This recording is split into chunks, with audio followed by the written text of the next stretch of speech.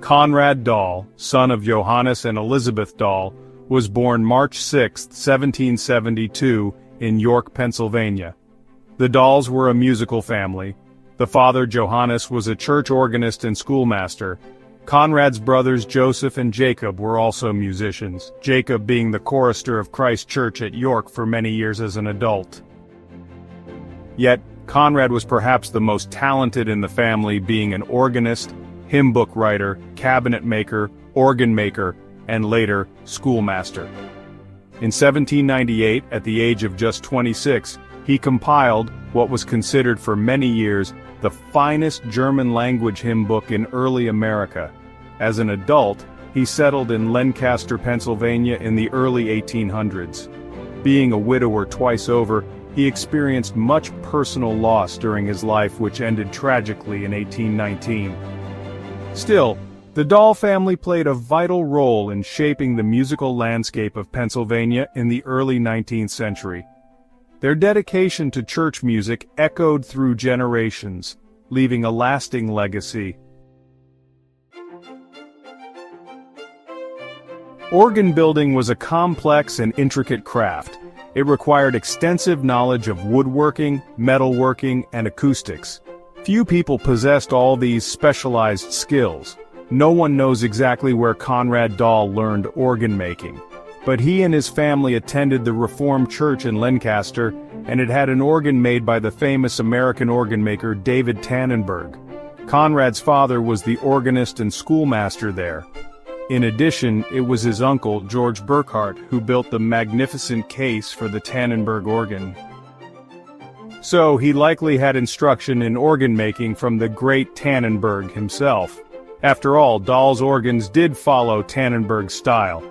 In addition to the organ at the Reformed Church, there were at least 3 other organs by Tannenberg in Lancaster for Dahl to see and study. It is estimated that Dahl made at least 6 organs during his career as an organ builder. 3 of these organs are still in existence. In 1807, Conrad Dahl became the organist of the Reformed Church in Lancaster. Through both his instruments and his playing, he provided the soundtrack for countless religious services and community gatherings of the time.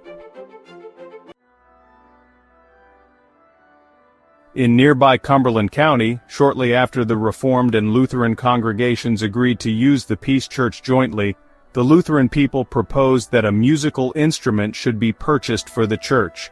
On July 6, 1807, an agreement was made with Conrad Dahl to build a chamber organ for them. Dahl agreed to complete this organ in 5 months for the sum of $466.66. Surprisingly, that is only about $14,000 in today's money. That was quite a good deal considering that modern replicas of this very organ have a starting price of almost 10 times that.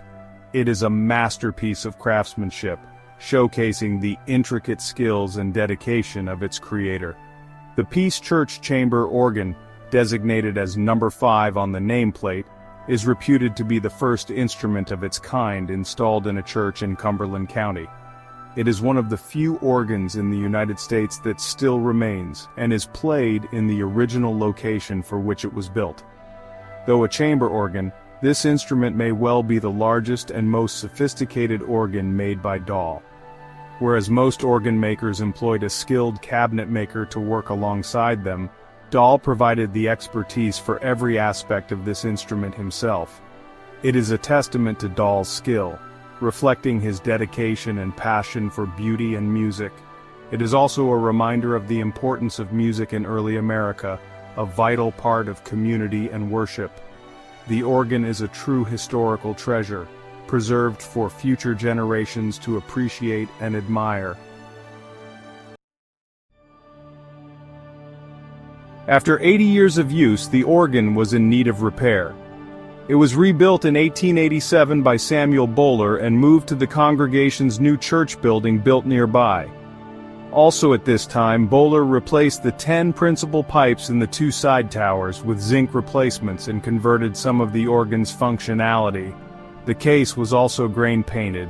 In 1954, after a disaster at the church building, the organ was moved back home, to its original spot in the loft at Peace Church.